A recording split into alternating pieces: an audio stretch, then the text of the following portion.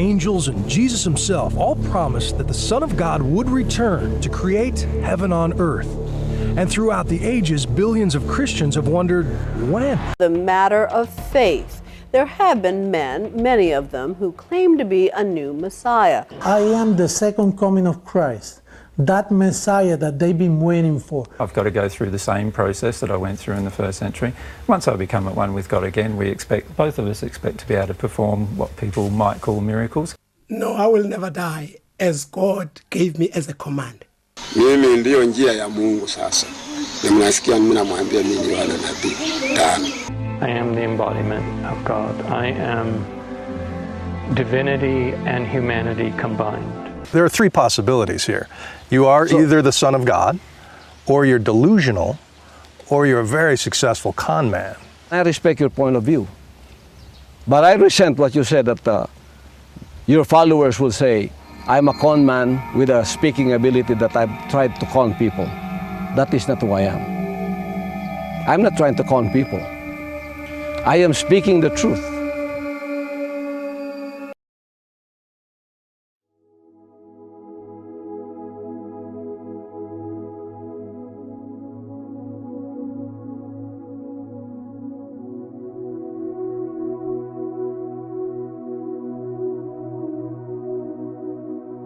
The title Yanuka is given to somebody who is extremely well versed in both the Torah, which is the Old Testament, and the Talmud, which is the oral traditions handed down through generations by the Jews, and they started writing them. I want to say it was in the 1300s. I'm not sure about that, but he's also very proficient in music.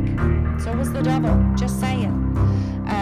But yeah, he's extremely, like, this isn't even humanly possible for somebody to have memorized all of that by the age of 15. He has prominent rabbis following him. You can see people just mobbed around him and kissing his hands and proclaiming miracles from this man.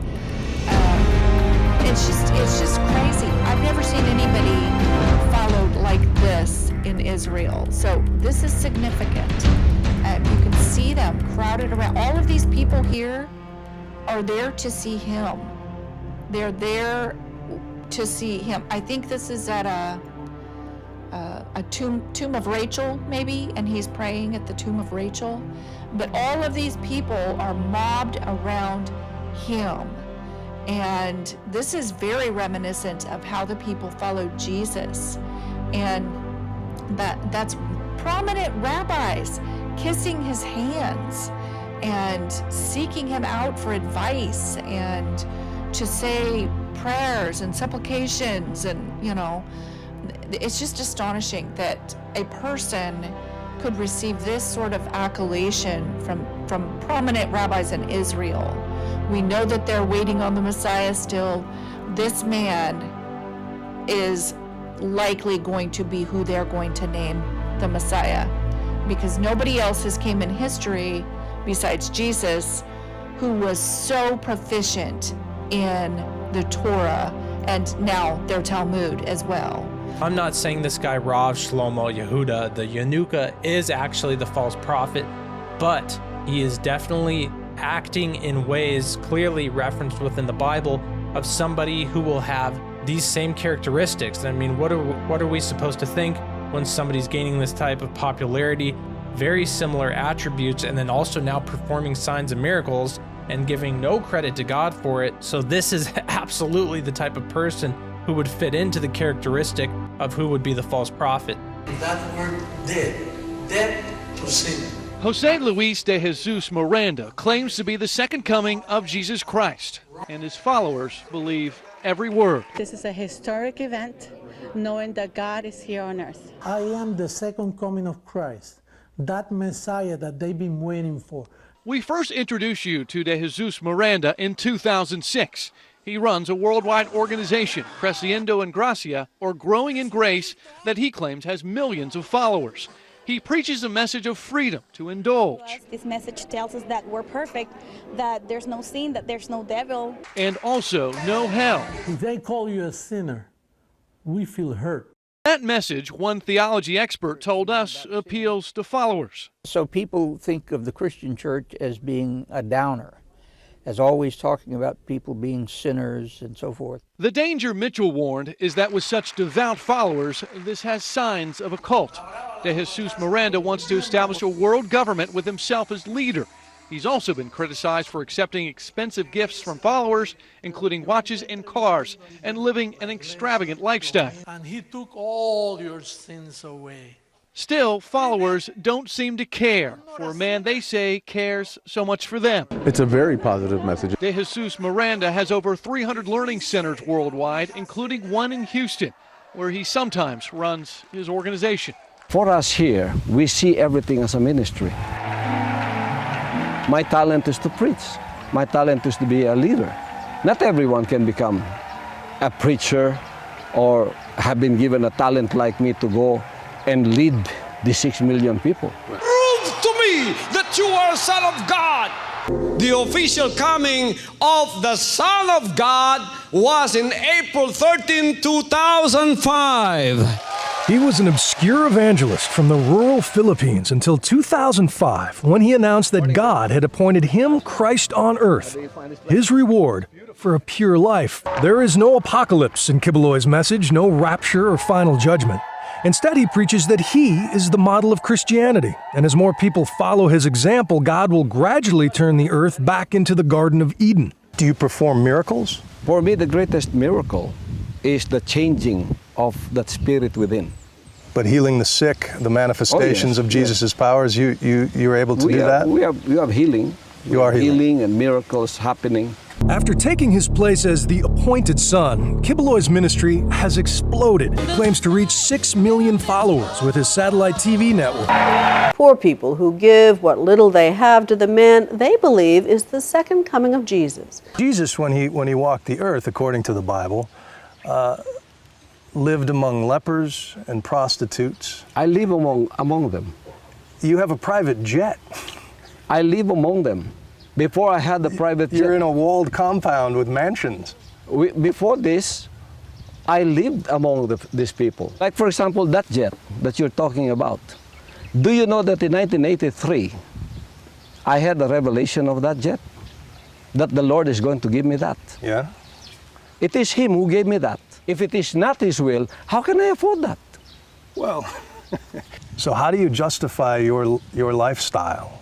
I mean, your watch could probably feed 100 families for a month.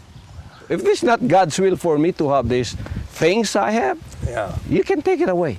It is God's will that we follow. If it is God's will for us to live like this, you know, you can have a broken heart looking at me, but what can you do? So that's your will, you know. If you want to go to hell, no one will stop you. If you want to go to heaven and follow this way, no one will stop you too. Come work with you. Yeah. He insists that anyone is free to leave his flock and seal their fate for eternity. Will they go to hell? It's up to them. They know that. And there was nothing on my mind in particular. And then God said to me, "You are Messiah."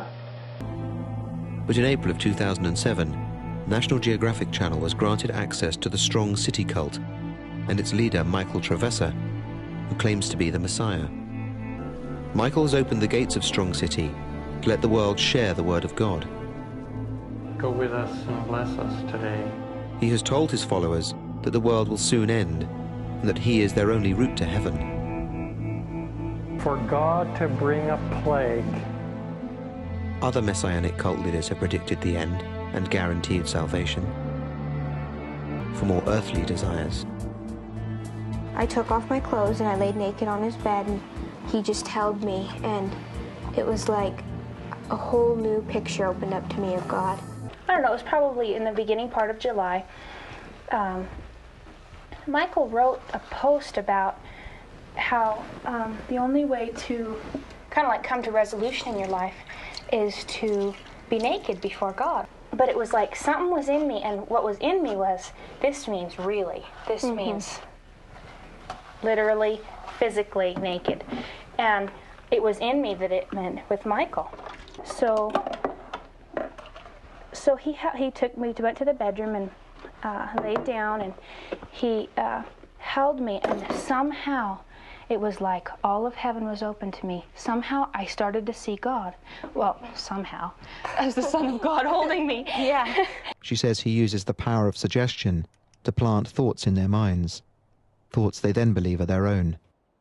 If you're able to control someone's sexuality or their sexual behavior, that's reaching into the deepest part of that person. I mean, and that's also touching what for many people is not only the most intimate part of themselves, but the place where people are often troubled or questioning or unsure of themselves. After Esther and Danielle laid naked with Michael, he said God needed 7 virgins for a ceremony to mark the forthcoming destruction of the earth.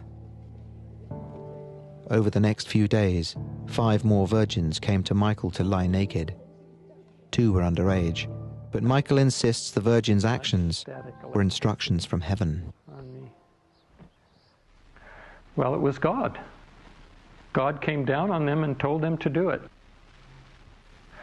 Nakedness is another symbol of our relationship with God. We are naked and unashamed. The man who claims he is Jesus Christ. Only his name is Moses Hlongwane. But he says, like his namesake, he has spent years in the wilderness and has been resurrected as the Son of God. No, I will never die, as God gave me as a command. Hlongwane's beliefs are already attracting a following. One of his disciples is 84-year-old Paul Sibiya. He says he and many of those living in the compound are on government grants. Sibiya gives his entire monthly pension to Hlongwane. I'm a pensioner. However, I don't use it to support my wife, but I give it to the King of Kings as a financial boost. Sibiya has abandoned his wife of 41 years to move into the compound. Alfin Sibiya says she is now destitute and lonely. We were happily married all these years, but my husband decided to dump me for his religious convictions. When I asked him why, he told me it was the sacrifice he needed to make for his soul. Another of the disciples is 14-year-old Mfihlakalo Mbata. She dropped out of school in grade 6 and is now tasked with recruiting other pupils. Like all of Hlongwane's followers, she is convinced he is the Son of God. The disciples say their mission is to get the whole world to acknowledge Hlongwane as the legitimate Jesus Christ. In Bungoma County, where there is a man who has jumped into the news headlines lately for claiming to be a prophet sent to save mankind. He today spoke to KTN's Robert Wanyonyi explaining, get this, why he wrote his own so-called Bible. He also introduced Kenyans to his 36 wives. Mimi ndiyo njia ya Mungu sasa. Na mnasikia mimi namwambia mimi Yohana nabii. From a self-proclaimed prophet, going by the names Prophet John V, the self-appointed spiritual leader of the Muungano Church for All Nations. Over 2,000 years have elapsed since Jesus Christ died, but now a certain man has emerged in Nandoli village, Kandui constituency within Bungoma County. This man claims that he is the last prophet that God sent to the world to save mankind. Hakuna tofauti, tunaonanga Roma, tuko na Roma ni Catholic. Vatican tuko hivi. Sinai tuko hivi. Hii ni kanisa ya watu wo. He shockingly claims that he is the 3rd prophet sent by God after Moses and Jesus Christ. The 76-year-old man has written what he calls his own Bible, containing 93 books compared to the Holy Bible's 66 books. On top of that, he has come up with what he refers to as the 12 commandments of God instead of the 10 commandments that God gave to Moses at Mount Sinai. The self-proclaimed prophet says his Bible is known as Agano Mpya na ya Mwisho, or the New and Last Testament, according to his belief that he is God's last surviving prophet. Mimi saa hii niko na sanduku la Mungu la kano ambayo itaongoza nyinyi katika ulimwengu hii. He boasts of having 96 disciples currently, telling us that he intends to recruit a total of 5,000 disciples and teach them the word, which he claims was given to him by God. According to his own projections, the 5,000 disciples will help him spread the gospel to the entire world. We found a few of the disciples going through Prophet John's doctrine. Mfarisayo Benson, kingine ni cha Mfarisayo Isaka. This disciple reads out part of the 12 sentences that the prophet calls are God's commandments. Mkora akipatikana, Mungu ni kumuua tu. Sasa muuaji akipatikana ni kumuua tu. Some of the books in his book include Geoffrey, Agnes, Emanueli, and Mfarisayo Paulo, among other books with surprising names. Unasikia niko na faili 1456. Hiyo faili siko na mipango yote. Ile Mungu amepangia binadamu tena. He says it has taken him 68 years of his life to prepare what he calls the Holy Book that God revealed to him in a dream at the age of 7 years. Na hii sanduku la agano Mungu alinipa mwaka wa 48 mpaka sasa ni miaka 68. Sasa nataka mtu Mkenya wewe na Mwafrika mwingine mmoja mniokoe na hii sanduku la agano msomeshane. He believes he is the Son of God reincarnated. People will decide for themselves. Is his way for them, or will they choose something else? But everything has a price. Former Russian traffic cop named Sergei Torop. In the woods of rural Siberia, he is known as Vissarion, the teacher, and around 5,000 disciples live around him. And thousands in this village believe this is Jesus Christ. These are not misfits or lunatics, they were mostly professionals who abandoned lives in Europe to follow the man they call Jesus. If Christ would come on earth, he would be like that. He was very calm and not demanding, but at the same time was very strong in his teaching, very clear. And I think, in fact, I've been waiting for him somehow. He gave up the business and the family to live here and work on 19th century weaving machines, all because of this Jesus. And there are many more. A choice. They have to be shown the way, and they must choose to follow or not to follow. God will not make a choice for them. What are the major teaching points that Vissarion gives you and has convinced you to change your life so much? The basics of the teaching is not very different from those 2,000 years ago. Only the people did not follow the teaching. I arrived with deep feelings of the past and new feelings within new body. And teach us to differentiate between good and evil.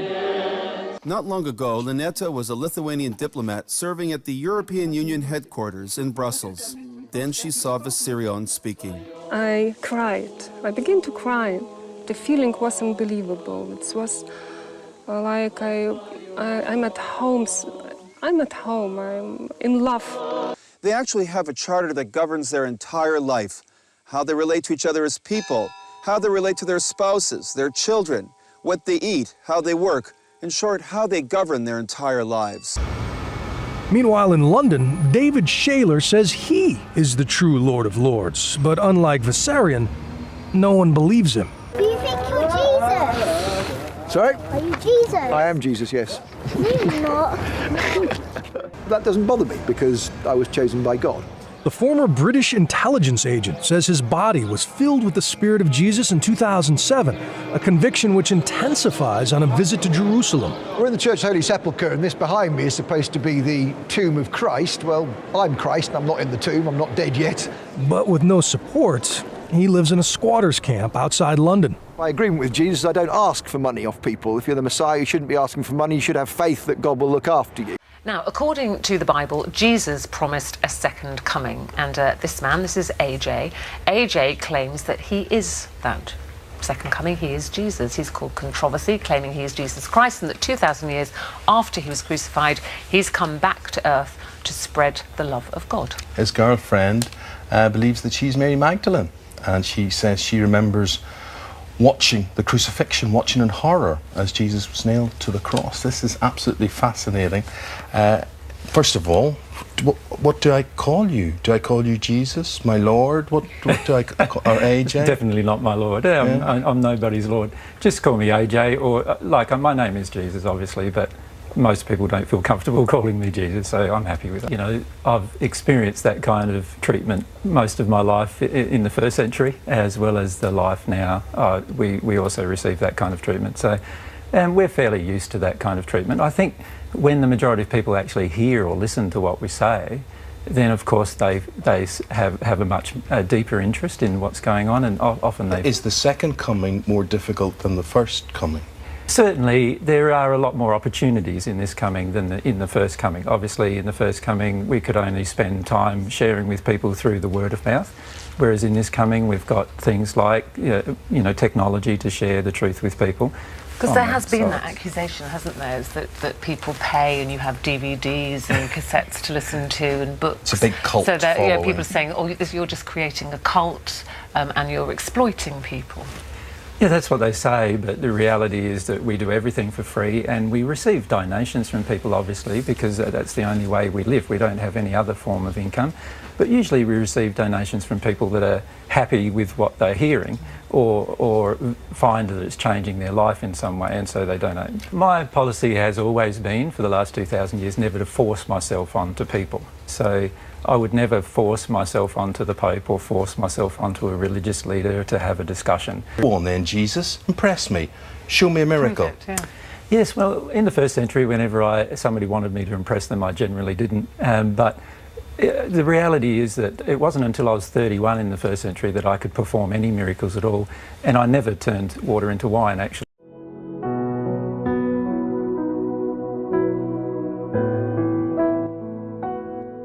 It's easy to talk about these things in a hypothetical way, but just imagine for a moment that your child has cancer and was near death, and along comes a person who you know is an immoral person who is falsely representing Christ, and this person completely, miraculously cures your child. How would you feel? How would you respond? The word Christ is simply the Greek translation of the Hebrew word Messiah. Jesus very clearly warns his followers here that at the time of the end, there will be many false Christs. There will be all kinds of movements and people who will claim to be or to represent Christ and his message. They will even be supported by false prophets who will perform signs and wonders. The purpose of these satanic signs and wonders will be to try to deceive the true followers of Jesus. Your only safety lies in relying on the words of Jesus. That's why he says, be on your guard. I've told you everything ahead of time. At that time, if anyone says to you, look, here is the Messiah, or look, there he is, do not believe it. For false messiahs and false prophets will appear and perform signs and wonders to deceive, if possible, even the elect. So be on your guard. I have told you everything ahead of time.